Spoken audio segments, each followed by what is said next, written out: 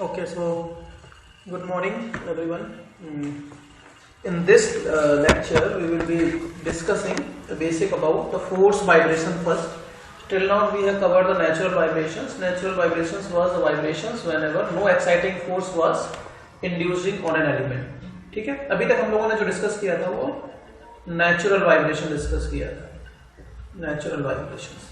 और natural vibration में क्या था कि अगर मेरे पास ये कोई वाइब्रेटिंग सिस्टम है, मान लीजिए स्प्रिंग है, यहाँ पे कोई मास लगाया है लास्ट में, ठीक है, तो थोड़ा सा फोर्स हमने इसको पकड़ा, पकड़ने के बाद डिस्प्लेस कर दिया और इसके बाद हमने फोर्स हटा लिया, तो ये जो सिस्टम वाइब्रेट होगा एक मीन पोजीशन के चारों ओर दोनों ओर, तो वो that was because of the natural, that was the natural vibration. Natural vibration means whenever a system is vibrating without any external force, and it vibrates when I am applying a force on it and then relieving that force. ठीक है, अगर system पर मैंने force लगाया थोड़ी देर के लिए और छोड़ दिया, तो वो जो सिस्टम एक पर्टिकुलर फ्रीक्वेंसी से वाइब्रेट करेगा, वो नेचुरल वाइब्रेशंस थे। इसमें सिंपल नेचुरल में डैम्प्ड वाइब्रेशंस भी थे, जैसे जब हम लोगों ने डैम्पर का यूज किया था। अब हम बात करने वाले हैं फोर्स्ड वाइब्रेशंस। ठीक है, इंपॉर्टेंट क्वेश्चन है, गेट में आते हैं यहां से question. Forced vibration, forced vibrations. Forced vibrations का मतलब है कि आपका जो सिस्टम है, जो फोर्स लग सकता है, जो फोर्स हमारा होगा, वो फोर्स कितने टाइप का हो सकता है? द फोर्स में B, there are three cases. First, step input force. Step input force का मतलब एक तरीके से कांस्टेंट फोर्स हम लगा रहे हैं, constant force. And the second case is harmonic or periodic force. Harmonic or periodic force. ठीक है, हार्मोनिक और पीरियोडिक फोर्स का मतलब है कि ये जो फोर्स होगा वो फोर्स टाइम के साथ चेंज हो रहा होगा। ठीक है, it will be changing with the time. ठीक है, टाइम के साथ या बोल सकते हो एंगल के साथ, डिस्प्लेसमेंट के साथ उस फोर्स की वैल्यू चेंज हो रही होगी। It means it is changing nature. Step input का मतलब है कि जो आपका फोर्स होगा वो कांस्टेंट नेचर का फोर्स होगा। ठीक है, तो अगर हम स्टेप इनपुट की बात करेंगे, स्टेप इनपुट में कुछ नहीं है, सिंपल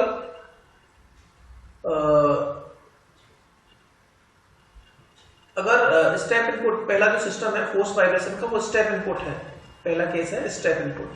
तो स्टेप इनपुट कुछ नहीं, स्टेप इनपुट फोर्स का मतलब ये हो गया एक ऐसा वाइब्रेटिंग सिस्टम जिसमें एक कांस्टेंट फोर्स लग रहा है। ठीक है, so when a constant force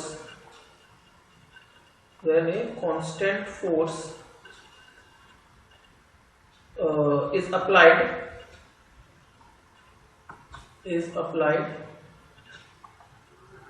on a spring mass system, on a spring mass vibratory system,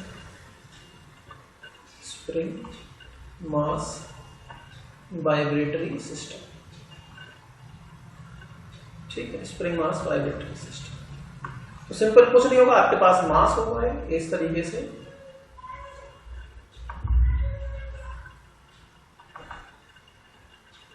ये सपोर्ट होगा, स्प्रिंग होगी, मास लगा होगा और एक एक्सटर्नल फोर्स आप इस पर अप्लाई कर देंगे, F। ठीक है, this F is constant force. तो अगर अब होगा क्या, इस फोर्स की वजह से जो डिफ्लेक्शन देखने को मिलेगा ना, अभी तक जैसे सिंपल है, मास की वजह से आपका जो सिस्टम है वो स्टैटिकली डिफ्लेक्ट हो गया। जैसे अगर मैं इसके तीन केसेस बताता हूं आपको, सिंपल तो एक तो ये हो जाएगा, इस तरीके से आपकी स्प्रिंग पहले ऐसे थी, ये मान लिया कोई एक मीन पोजीशन थी, इसके बाद मैंने इस स्प्रिंग पे एक मास लगा दिया, तो आपकी स्प्रिंग जो है डिफ्लेक्ट हो गई, ये इक्विलिब्रियम पोजीशन होगी। अब मैंने ये फोर्स F लगाया अगले तीसरे वाले केस में, तीसरे वाले केस में मैंने क्या किया, सिस्टम पर एक फोर्स लगाया, तो मीन पोजीशन के चारों, मतलब इसके दोनों ओर आपका सिस्टम वाइब्रेट करने लगेगा। This system will be vibrating about the mean position. तो हुआ क्या कि इस वाले केस में ये जो डिफ्लेक्शन होगा वो इस फोर्स की वजह से जो पर्टिकुलर डिफ्लेक्शन होगा वही हमारा केस कंसीडर होगा इस वाले केस में। So generally we can say, अगर हम इस F की बात करेंगे, if this F is nothing, it is a constant force, और इसकी अगर एनालिसिस की जब हम बात करेंगे तो इस कांस्टेंट फोर्स का जो इफेक्ट होगा वो वही इफेक्ट होगा, the effect of this constant force is similar to the applied wait.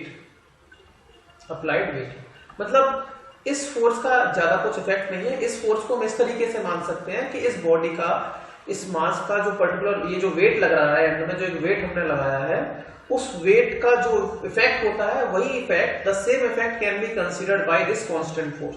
तो इस वाले केस में ज्यादातर जो सिस्टम है आपका वाइब्रेटरी सिस्टम, जैसा कि हम पिछले वाले केसेस में पढ़ चुके हैं ना, पिछले केसेस में हम लोग पढ़ चुके हैं कि सिंपल अगर ये मास है, इस मास की वजह से जो नॉर्मल वाइब्रेशंस हो रहे थे, the same effect will be seen when I am considering a constant force at the end.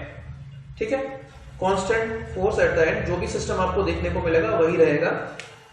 बस होगा क्या, इस केस में एक नई इक्विलिब्रियम पोजीशन आ जाएगी। पहला तो होगा आपका केस के ये सिस्टम है, आपका यहां पर का कोई भी मास नहीं लगा है, इसके बाद आपका सिस्टम मास लगाया हमने, मास लगाने के बाद आपका सिस्टम ये डिफ्लेक्ट हो गया। अब जैसे ही मैंने एक मीन फोर्स लगाया तो आपके सिस्टम को एक नई मीन पोजीशन मिल जाएगी। नई मीन पोजीशन किसकी वजह से मिलेगी? इस फोर्स F की वजह से। मतलब हम ये बोल सकते हैं एक तरीके से ये डबल सिस्टम हो जाएगा, एक वेट की वजह से डिफ्लेक्शन और एक डिफ्लेक्शन हो जाएगा आपका स्टैटिक लोड की वजह से या स्टेप इनपुट लोड की वजह से। तो ये इनिशियल पोजीशन 1, ये दूसरी पोजीशन जब आपने मास लगाया है, उस मास की वजह से एक स्टैटिक डिफ्लेक्शन आपको डेल्टा नॉट मिल गया, और दूसरा जब आपने जैसे ये वाला फोर्स लगाया तो एक डिफ्लेक्शन और हो जाएगा उस सिस्टम पर, तो ये आपकी न्यू मीन पोजीशन हो जाएगी 3-3 डैश। ठीक है, this 3-3 dash will be the new equilibrium position. ठीक है, समझ में आ गया भाई? तो अगर हम इस सिस्टम की इक्वेशंस लिखना चाहेंगे तो इक्वेशन क्या होगी? आपका सिस्टम, ये स्प्रिंग, ये मास हमने लगाया M, इस पर एक एक्सटर्नल फोर्स F लगाया, तो इस एक्सटर्नल फोर्स F की वजह से जो स्टैटिक डिफ्लेक्शन, इसकी स्प्रिंग स्टिफनेस S हो जाएगी। तो जो डिफ्लेक्शन होगा, that deflection will be F upon S। ठीक है, F upon S, this will be the deflection. अभी तक हम क्या कर रहे थे? अभी तक हम कर रहे थे this delta is equals to mg upon S। तो ये वाला नहीं यूज होना है, अब ये वाला यूज हो जाएगा। ये जो एक्सटर्नल फोर्स लगाया है, उस एक्सटर्नल फोर्स लगाने की वजह से जो स्प्रिंग में डिफ्लेक्शन होगा वो आपका ये वाला डिफ्लेक्शन काउंट किया जाएगा। और अगर हम इसकी इक्वेशन लिखना चाहेंगे, इक्वेशन ऑफ वाइब्रेशन इक्वेशन लिखना चाहेंगे तो क्या होगा? इस मास की बात करेंगे, इस मास पर कितने फोर्सेस लग रहे हैं भाई? ऑब्वियसली जब आपने फोर्स F लगाया तो वो फोर्स F नीचे की ओर एक्ट करेगा, और ऊपर कौन कौन से फोर्स लग रहे होंगे? एक तो स्प्रिंग फोर्स लग रहा होगा, दैट इज स्प्रिंग फोर्स लग रहा होगा, और दूसरा इनर्शिया लग रहा होगा। क्यों भाई, लग रहा होगा नहीं? जी, अरे आपने फोर्स F लगाया तो डिफ्लेक्शन हो रहा है ना X, ये X डिफ्लेक्शन होता था। इसकी इक्वेशन लिखेंगे X डिफ्लेक्शन की। तो जैसे ही आपने F फोर्स लगाया, ये फोर्स लगाने की वजह से अगर आप इसकी इक्वेशन लिखना चाहेंगे तो applied forces under equilibrium Newton method लगाएंगे, इक्विलिब्रियम मेथड लगाएंगे। तो इक्विलिब्रियम मेथड से क्या होगा? इक्विलिब्रियम मेथड में क्या होगा? Upward forces downward forces equal हो जाएगा। तो अपवर्ड फोर्सेस स्प्रिंग फोर्स, और स्प्रिंग फोर्स इनर्शिया फोर्स क्या हो जाएगा? m x double dot plus s x, it is equals to applied force s x। This is the equation of vibration. ठीक है, step input के लिए जो vibrating equation होगी वो यही वाली रहेगी। हाँ जी, बताओ, कोई दिक्कत यहाँ तक? No sir. ठीक है, तो इस वाले सिस्टम में कुछ नहीं था। इससे पहले हमने क्या किया था? इससे पहले वाले में हमने फोर्स नहीं लगाया, तो ये डायरेक्ट वैल्यू 0 हो जाती थी, है ना। लेकिन जैसे ही हमने फोर्स लगाया तो अभी जो हम स्टैटिक डिफ्लेक्शन ले रहे थे वो मास की वजह से ले रहे थे, mg वाला ना, mg is equals to s delta nought ले रहे थे, यही तो यूज कर रहे थे अभी तक, s डेल्टा ले रहे थे। तो उस वाले केस में हम लोग इस वाले फॉर्मूले को यूज कर रहे थे जब हम लोगों ने एक्सटर्नल फोर्स F नहीं लगाया। लेकिन जब हम एक्सटर्नल फोर्स F लगा रहे हैं तो एक नई मीन पोजीशन मिलेगी, और उस वाले केस में हमें क्या करना पड़ेगा? जो स्टैटिक डिफ्लेक्शन होगा that will be because of this force, that is F upon S, यहां से निकालना होगा स्टैटिक डिफ्लेक्शन। हालांकि इस टाइप की प्रॉब्लम्स एग्जाम में नहीं पूछी जाती, इसीलिए I am not focusing much more on this one. पर इसकी इक्वेशन कैसे लिखी जाएगी भाई, देखेंगे जैसे ही हमने फोर्स F लगाया तो इस मास पर ऊपर की ओर फोर्स लग रहा हुआ स्प्रिंग फोर्स, जिसकी वैल्यू Sx के बराबर होगी क्योंकि इसमें x डिफ्लेक्शन हुआ है ना नीचे, और इनर्शिया फोर्स लगेगा, inertia force mx double dot होता है, वो आप लोगों को पता है। अब हम दूसरा केस स्टडी करते हैं। अभी हम लोगों ने स्प्रिंग की यूज की, स्टेप इनपुट फोर्स की जगह हम करते हैं हार्मोनिक फोर्स। ठीक है, harmonic force, harmonic force, harmonic force कुछ नहीं है, ए टाइप ऑफ रिपीटिंग फोर्स होता है। ठीक है, हार्मोनी आप लोगों ने सुना होगा ना, सिंपल हार्मोनिक मोशन, बस सेम टाइप ऑफ फोर्स है। एक तरीके से आप बोल सकते हो हार्मोनिक फोर्स, एक तरीके से बोल सकते हो it is an oscillating force, oscillating force. ठीक है, तो हुआ क्या, अभी तक हम लोगों ने क्या किया, अभी हमने सिंपल कांस्टेंट फोर्स लगाया, लेकिन in this case first we are considering that there is no damper. मतलब ये हो गया कि ये आपकी स्प्रिंग थी, तब हम लोगों ने क्या किया है, स्प्रिंग मास सिस्टम में फोर्स वाइब्रेशन में हार्मोनिक फोर्स लगाया है। ये आपकी स्प्रिंग,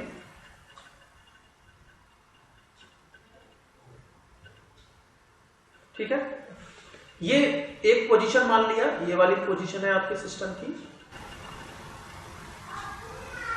ये मैंने बीवी पोजीशन मान ली, जो कि आपका एक मास जब मैंने इस पर लटकाया है, एन मास किया है, स्टैटिक डिफ्लेक्शन एम मास लगाने की वजह से।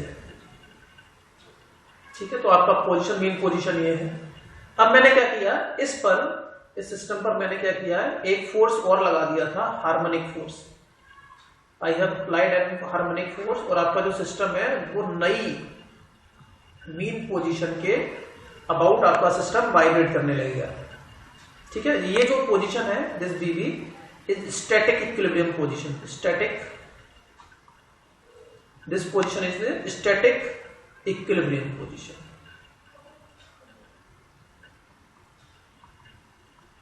स्टैटिक इक्विलिब्रियम का मतलब है कि जब आपका जो मास सिस्टम है, स्प्रिंग मास सिस्टम है, उस पर केवल मास m लगा है, उस केस में जो मीन पोजीशन है, इक्विलिब्रियम पोजीशन है, वो bb डैश है। और एक जैसे ही मैंने फोर्स लगाया, इस पर हार्मोनिक फोर्स लगाया, जिसको मैंने बोला F not sine omega T, F not sine omega T. आपको पता है कि ये एक जो फोर्स मैंने F लगाया है वो F is equals to F not sine omega t है। The force I am applying here is harmonic force, which is, or oscillating force, which is F is equals to F naught sin omega t, sin omega t। और इस force की जो frequency है वो कितनी है, what is the frequency of this force? Anyone of you can you answer? ये नई पोजीशन CC डैश है। Yes, omega T, omega T नहीं भैया, फ्रीक्वेंसी तो ओमेगा होती है। हाँ सर वही। तो मतलब जो फोर्स लगाया है हमने, उस फोर्स की फ्रीक्वेंसी है ओमेगा। ठीक है, और जो आपका सिस्टम वाइब्रेट कर रहा है वो ओमेगा एन से करता है ना। ओमेगा एन नेचुरल फ्रीक्वेंसी होती है ना सिस्टम की, ओमेगा एन। जब हम लोगों ने केवल फोर्स की बात नहीं करते, वो ओमेगा एन कंसीडर करेंगे। Omega is the frequency of the applied force. याद रखनी है ये चीजें जो मैं बता रहा हूँ, क्योंकि ये क्वेश्चंस रिपीट होते हैं, इस टाइप के क्वेश्चंस पूछे जाते हैं। तो मैंने क्या किया है सेकंड केस में, ये जो स्प्रिंग मास सिस्टम है, उस स्प्रिंग मास सिस्टम में मैंने एक हार्मोनिक फोर्स लगाया है या एक ऑसिलेटिंग फोर्स लगाया है, जो कि F not sine omega an omega t है। इनिशियली जो बीबी पोजीशन आपको दिख रही है वो स्टैटिक इक्विलिब्रियम पोजीशन है। मतलब जब इस स्प्रिंग पर मैंने केवल और केवल मास लगाया है, तो आपका सिस्टम जो स्टैटिकली डिफ्लेक्ट हो रहा है वो है स्टैटिक इक्विलिब्रियम पोजीशन। ठीक है, डेल्टा जो हम लोग कंसीडर करते थे। अब मैंने क्या किया, इस सिस्टम पर मैंने F नॉट फोर्स लगाया, और F नॉट फोर्स लगाने की वजह से आपका सिस्टम एक नई इक्विलिब्रियम पोजीशन CC जो है, इसके दोनों ओर क्या करेगा, इट विल बी वाइब्रेटिंग। ठीक है, it will be vibrating about the new equilibrium position CC dash. ठीक है, okay. So if whenever this spring mass system is subjected to a oscillating force F naught sin omega n t, then writing that we are interested, obviously the various forces acting on this mass are, कौन कौन से forces इस mass पर act कर रहे होंगे? So the forces acting on this mass are what? Tell me.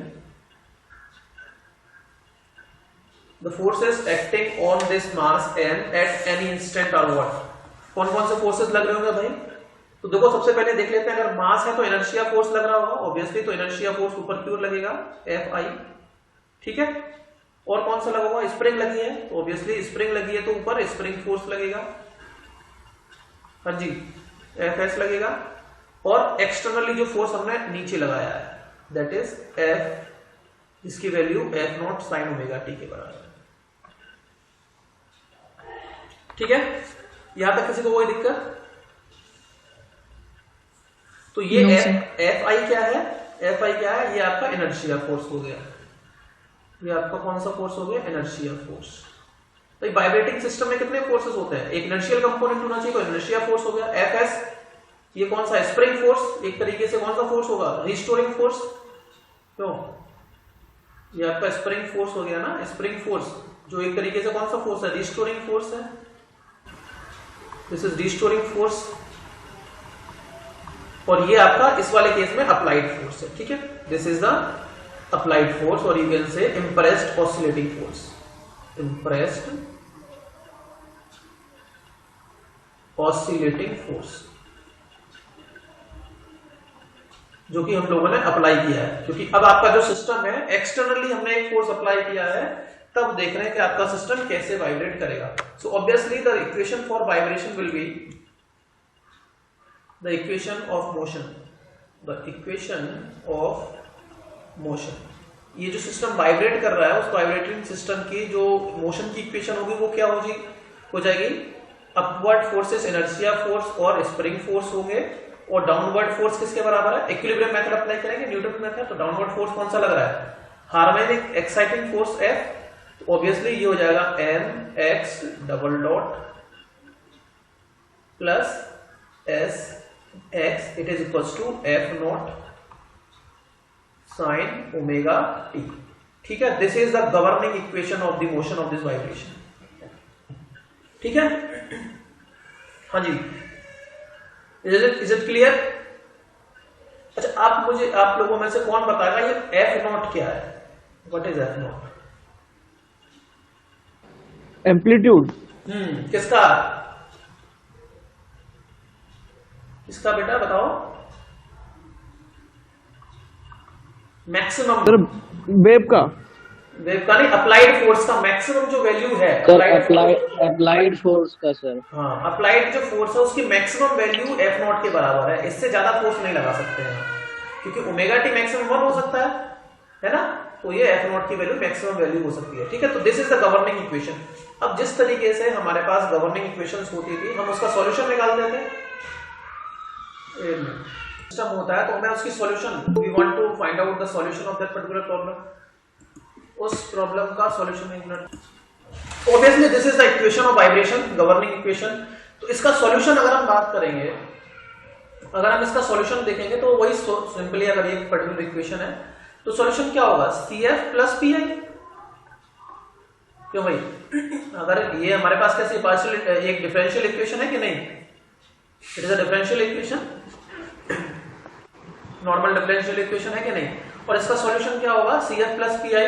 अगर x हमें देखना है, x equals to CF plus PI, इसमें बताओ क्या PI 0 होगा या नहीं होगा? इट विल बी 0 और नॉट।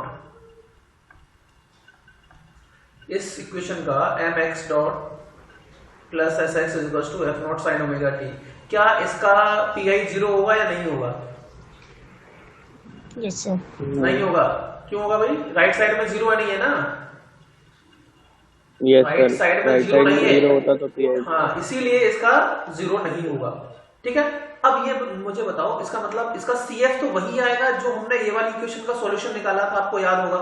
इससे पहले एक इक्वेशन हम लोगों ने पढ़ी थी ना, जब नेचुरल वाइब्रेशंस थे, तो वो CF तो उसके बराबर आ जाएगा, और PI इसके हिसाब से आएगा। तो मैं डायरेक्ट सॉल्यूशन इसका लिख रहा हूं, the solution of this equation is the complete solution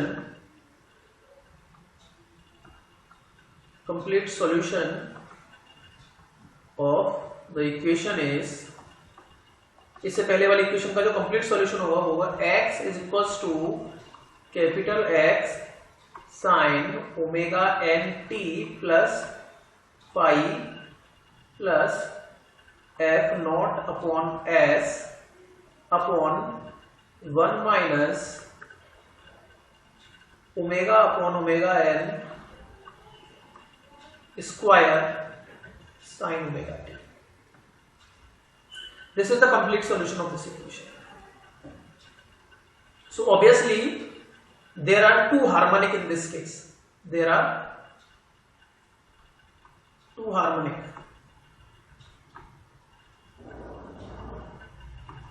एक तो साइन आपका यहां वाले में आ रहा है और एक साइन इस वाले में आ रहा है ना। दो केसेस हो गए, दो बार रिपीट हो रहा है। दो हार्मोनिक है कि नहीं, सम ऑफ टू हार्मोनिक। अगर इसकी सॉल्यूशन की बात करेंगे तो दो हार्मोनिक का सॉल्यूशन होगा।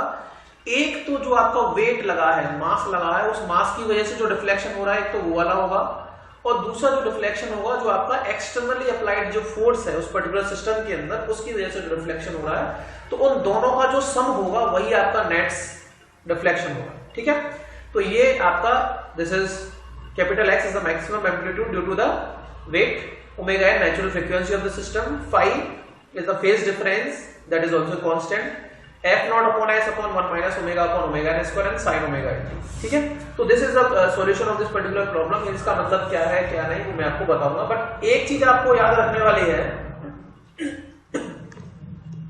अगर मैं इसकी बात करूं, आप लोग मुझे ये बताओ ये क्या है, व्हाट इज दिस? ये क्या है? अगर कोई मुझे बता दे ये क्या है, what is this? f not upon s upon 1 minus omega upon omega n square. कौन बताएगा ये क्या है? इसकी यूनिट क्या होगी? f not upon s upon 1 minus omega upon omega n का होल स्क्वायर।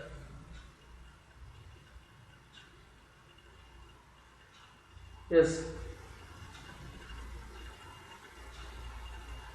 बताओ भाई।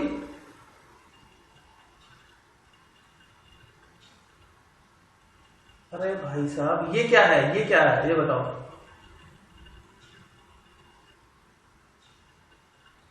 हेलो, ये सर एम्पलीट्यूड। ये एम्पलीट्यूड है, मतलब मैक्सिमम डिफ्लेक्शन ही तो हो गया। मैक्सिमम मास की वजह से जो मैक्सिमम डिफ्लेक्शन हो रहा है वो ये है, और अगर फोर्स की वजह से जो मैक्सिमम डिफ्लेक्शन हो रहा है ये भी तो एम्पलीट्यूड है। मैक्सिमम एम्पलीट्यूड, ये मैक्सिमम वैल्यू तो है due to the applied force. उस अप्लाइड फोर्स की वजह से जो स्टैटिक डिफ्लेक्शन हो रहा है वही तो है f not upon s upon 1 minus omega upon omega n square. तो आप ये बोल सकते हो it is the amplitude of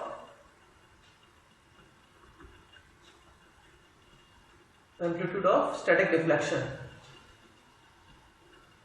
amplitude आप इसको लिख सकते हैं, it is the amplitude of, तो इसमें एक नाम बोलते हैं, name is steady state response, amplitude of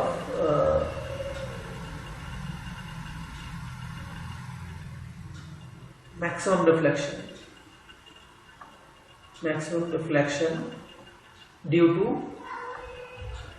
the applied force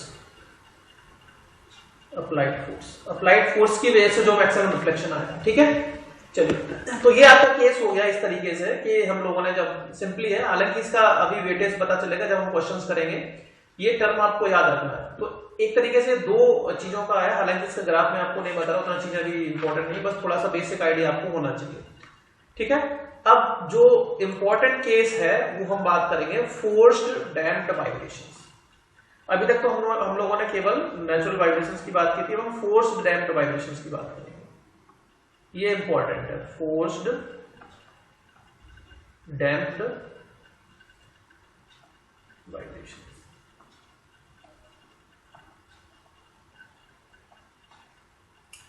forced damped vibrations में क्या है? अब देखो, हम जनरली पीरियोडिक फोर्सेस की बात करेंगे, हार्मोनिक फोर्सेस की बात करेंगे, और वही हार्मोनिक फोर्स आपको याद रखना है अपने माइंड के अंदर। यहां से क्वेश्चन बहुत ज्यादा पूछे जाते हैं, इसलिए I can say this is the very important, most important topic for you for competitive exams. Competitive exams में यहां से बहुत क्वेश्चन आते हैं, इसीलिए आपको याद रखना है। इसमें क्या हुआ, अभी तक जो हमने इससे पहले वाली प्रॉब्लम देखी थी, ये वाला केस स्टडी किया था, ये वाला, इस वाले में हम लोगों ने डैम्पर नहीं लगाया। बस अगर हम इसमें एक डैम्पर ऐड कर देंगे, if I am adding a damper in this system, force mass system, this is the spring.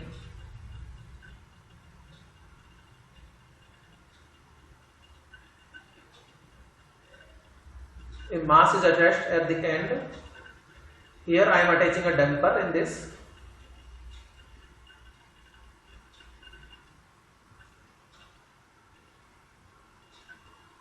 ठीक है, जिसकी डंपिंग कोएफिशिएंट जो है C है, ये इसकी स्प्रिंग स्टिफनेस S है. ये इनिशियल मीन पोजीशन है, equilibrium position under this mass, and this is the new equilibrium position under the application of force, harmonic force F is equals to F not sine omega t. F not sine omega t. ठीक है, ये system समझ में आ रहा है. ठीक है, अगर हमने क्या किया, if I am attaching you can say if mass m is attached to a helical spring and a damper, then this and a harmonic force is applied at the end of this mass, then this system is forced damped vibrating system. Okay, so we can say this before the setting into the, this is the position BB dash, BB, and this is the CC dash. BB is the position of this system, vibratory system, when only mass m is attached to it. Means this is a case when static deflection is taking place. Static deflection means whenever only mass is attached to the system.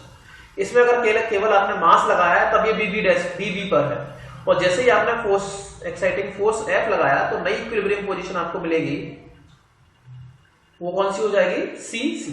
CC is the new equilibrium position about which your mass will be deflecting, your mass will be vibrating. So obviously after applying this mass m, this system is vibrating, and this is the deflection x. Okay, so when this mass is subjected to an oscillating force, this mass is subjected to this F is an oscillating force or harmonic force, oscillating force. जब ये oscillating force, ये harmonic force इस mass पर हमने लगाया है, then we are interested to study this particular phenomena, study this vibration. इस vibration को हमें तब स्टडी करना है. तो अगर हम किसी पर्टिकुलर इंस्टेंट की बात करेंगे, at particular instant the various forces exerting on this mass m are. What are the various forces that will be acting on this mass? Anyone please tell me how many forces will be acting on it. ये system समझ में आ गया ना जो मैंने समझाया? हाँ जी, ये सिस्टम समझ में आ गया कि नहीं आ गया? फोर्स डैम्प वाइब्रेशन. इसमें क्या है, स्प्रिंग लगी है, डैम्पर और लगा दिया है जी. ये BB कौन सी पोजीशन है जब आपने डैम्पर लगाया, S लगाया. B और B पोजीशन है जब आपने केवल मास लगाया. ये स्टैटिक डिफ्लेक्शन हो जाएगा when only mass is attached. लेकिन जैसे ही मैंने एक हार्मोनिक फोर्स और ऑसिलेटिंग फोर्स F लगाया है, आपका सिस्टम एक नई इक्विलिब्रियम पोजीशन CC डैश के दोनों ओर वाइब्रेट करने लगेगा. तो अब मैं ये देखना चाहता हूं इस पर्टिकुलर इंस्टेंट पे, इस क्षण पे आपका जो मास है, उस मास पर कितने फोर्सेस लग रहे हैं. आप बताओ कितने फोर्सेस लग रहे हैं और कौन कौन से फोर्सेस लगेंगे. सबसे पहले देख लो कि जो फोर्स दिख रहा है, कितने फोर्स लगेंगे, पहले ये बताओ. सर स्प्रिंग फोर्स लगेगा, डैम्पिंग फोर्स लगेगा सर, और इनर्शिया फोर्स MA लगेगा. MA लगेगा, इनर्शिया फोर्स लगेगा, और इनर्शिया फोर्स लगेगा, और नीचे का ऑसिलेटिंग फोर्स लगेगा. बिल्कुल, तो टोटल 4 हो गए. नीचे तो ठीक है, ये सर 4 हो गए. तो देखो नीचे एक फोर्स लगा देंगे, that is oscillating force, that is F is equals to F not sine omega t. ये वाला फोर्स हो जाएगा.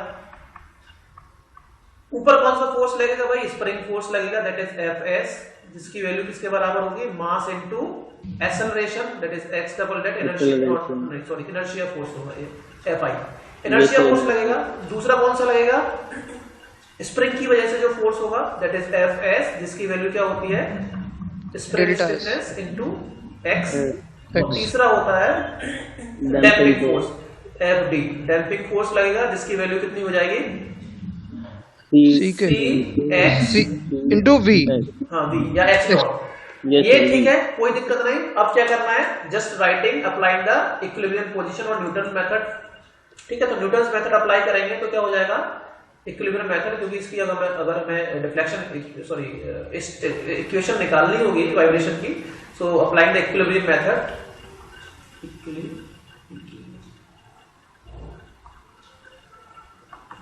इक्विलिब्रियम मेथड अप्लाई करेंगे. इक्विलिब्रियम रहता है। इसको हम न्यूटन मेथड भी बोलते हैं ना।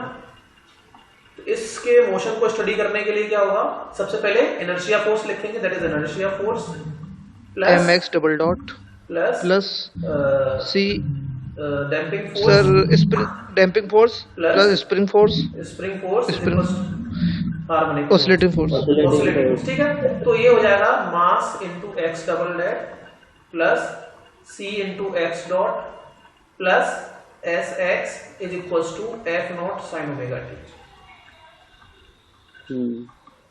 This is the equation of motion. ये जो वाइब्रेशन हो रहे हैं आपके इस हार्मोनिक फोर्स की वजह से, ये उसकी इक्वेशन ऑफ मोशन है। अब देखो, हालांकि इसका solution CF plus P I होगा। अगर मैं सॉल्यूशन की बात करूंगा तो CF प्लस पी आई होगा, CF प्लस पी आई होगा। आप बोलोगे सर इस इक्वेशन को डी स्क्वायर प्लस सी एक्स सी डी इस तरीके से सॉल्व करेंगे, तो मैं पूरा सॉल्व नहीं कर रहा हूं। I am writing the final solution of this problem. So the complete solution of equation, this equation is like equation number A. The complete solution of this equation is the complete solution of the equation A is, देखो अगर आपको याद होगा तो जब भी हम लोगों ने डैम्पर लगाया था, अब पहले सबसे पहले उसको भूल जाओ, फोर्स को भूल जाओ, है ना। ये अगर बात करेंगे तो CF इस वाली इक्वेशन से मिलेगा और PI इस वाली इक्वेशन से मिलेगा, इस वाली टर्म से मिलेगा ना PI, और CF इससे मिलता है। तो इसका सॉल्यूशन तो पहले भी निकाल चुके हैं कि नहीं निकाल चुके हैं? क्या होता था, क्या होता था, याद आ रहा है कुछ? x e to the power minus xi omega n t sine omega d t plus five. याद आ रहा है कुछ? याद आया? X e to power minus i omega n t sine omega d t plus five. याद आया कुछ? नहीं? Yes sir. ठीक है, इसको मैं 5 लिख दे रहा हूं यहां पर। प्लस जो पीआई इसका होगा वो दूसरे वाले टर्म से मिलेगा, इस वाले टर्म से मैं पीआई मिलेगा, जिसका मैं डायरेक्ट एक्सप्रेशन लिख देता हूं, एफ नॉट अपॉन, ये बहुत इंपॉर्टेंट टर्म है, याद रखना है, बहुत सारे क्वेश्चंस यहां से आते हैं गेट के। S minus m omega square का whole square plus c omega का square sine into sine omega t minus five, omega t minus five, ये याद रखना है। ठीक है, हालांकि इसमें ये इसका सॉल्यूशन आता है, आपको ज्यादा से मतलब नहीं है। This is x small x is equal to x e to the power minus xi omega n t sine omega d t plus five one plus f not upon s minus n omega square का whole square plus c omega square sine this one. अब देखो क्या है, अब इसमें एक चीज याद रखने वाली है आपको, वो ये है कि ये वाला जो टर्म आपको दिख रहा है ना, ये वाला टर्म आपको याद रखना है, वेरी इंपॉर्टेंट। ये वाला टर्म याद रखना है, यहां से क्वेश्चन आते हैं गेट में। तो ये जनरली अगर हम बात करेंगे, अगर आप इस वाले टर्म को जीरो हो जाए, if this term is going to be zero, अगर मैं इस टर्म को क्या कर दूं, जीरो कर देता हूं, तो x किसके बराबर हो जाएगा, f not upon s minus n omega square का whole square plus c omega square, इसके बराबर हो जाएगा कि नहीं? ठीक है, क्यों?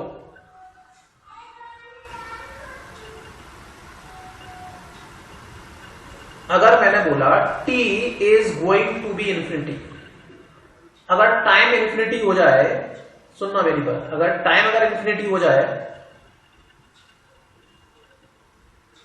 Hello, yes sir. अगर टाइम इंफिनिटी हो जाएगा तो e to the power minus infinity ये जीरो हो जाएगा, और अगर ये जीरो हो गया तो ये वाला टर्म जीरो हो जाएगा पूरा। क्यों?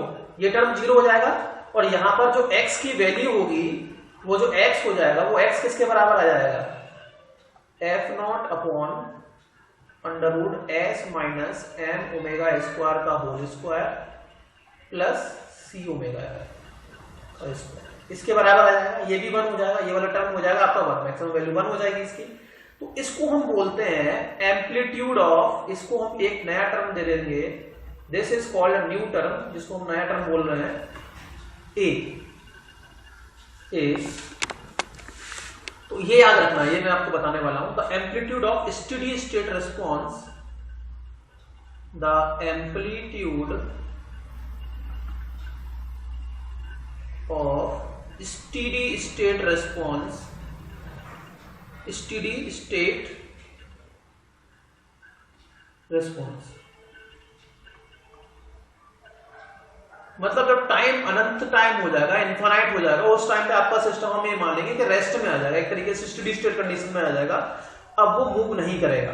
ठीक है, उस वाले केस में क्या होगा, जो टर्म है स्टेडी स्टेट रिस्पॉन्स का जो एम्पलीट्यूड होता है, the amplitude of steady state response, it is given by a is equals to f not upon under root s minus m omega square का whole square plus c omega square. ये equation आपको रट लेनी है, this is very very important, ये बहुत important है, बहुत सारे क्वेश्चंस यहां से आते हैं।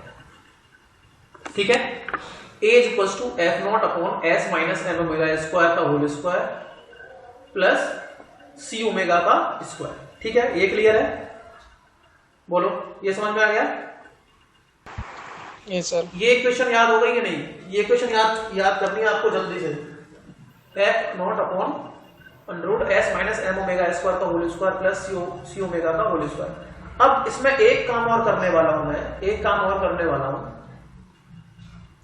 कि इस वाली इक्वेशन से नीचे से एस बाहर ले रहा हूं मैं। क्या बाहर ले रहा हूं? एस बाहर ले रहा हूं, और फाइनली मैं इसको एक नई फॉर्म में लिख दे रहा हूं, जो amplitude of steady state response है, it is also equals to f not upon s upon under root 1 minus omega upon omega nought, omega upon omega n square का whole square plus 2 xi omega upon omega n square. बस ये और याद रखना है, this is the another term that you have to keep in your mind. Amplitude के दो relation है, एम्पलीट्यूड के कितने रिलेशन है? 2। ये वाला भी याद रखना है और ये वाला भी याद रखना है। ये वाला जो एक्सप्रेशन है सेकंड वाला, ये वाला पहले वाले से ही आया है। कैसे आया है? अगर मैं यहां से s बाहर ले लेता हूं, ठीक है, s स्क्वायर बाहर ले लेता हूं, s स्क्वायर अगर लूंगा तो s बाहर आ जाएगा जी, s बाहर लेंगे तो 1 minus m omega square upon s, ठीक है, इसका होल स्क्वायर आएगा। इसको अगर सॉल्व करेंगे तो किस तरीके, ज्यादा मैं डिटेल में नहीं जा रहा हूं अभी, ये टर्म कैसे आया है समझ में आया? किस तरीके से आप लोग खुद से सॉल्व करके देखोगे। अगर मैं चाहूं तो इसको देखो किस तरीके से लिख सकते हैं। जैसे a is equal to f not, मैंने s यहां से बाहर निकाल लिया, ठीक है, तो ये क्या हो जाएगा? a is equal to f not upon s, और यहां हो जाएगा under root 1 minus m omega m upon s omega square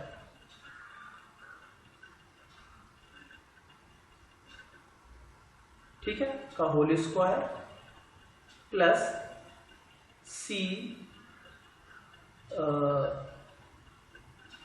omega upon s square. ये आ जाएगा कि नहीं आ जाएगा बताओ? ठीक है, यहां से s बाहर निकालेंगे तो यहां डिवाइड में आ जाएगा, यहां डिवाइड में आ जाएगा।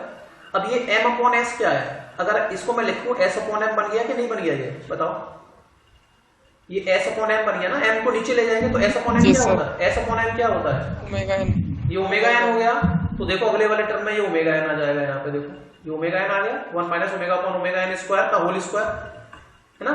ये अगर ये अंडर रूट s की वैल्यू, ये ओमेगा n स्क्वायर होता है, ये ओमेगा n स्क्वायर हो जाएगा, तो ये omega upon omega n square का होल स्क्वायर हो गया, और c ओमेगा अपॉन s, तो आपको पता होगा c क्या होता है? 2 जाई m ओमेगा n होता है कि नहीं? तो हमें किसकी वैल्यू चाहिए? ओमेगा अपॉन s की।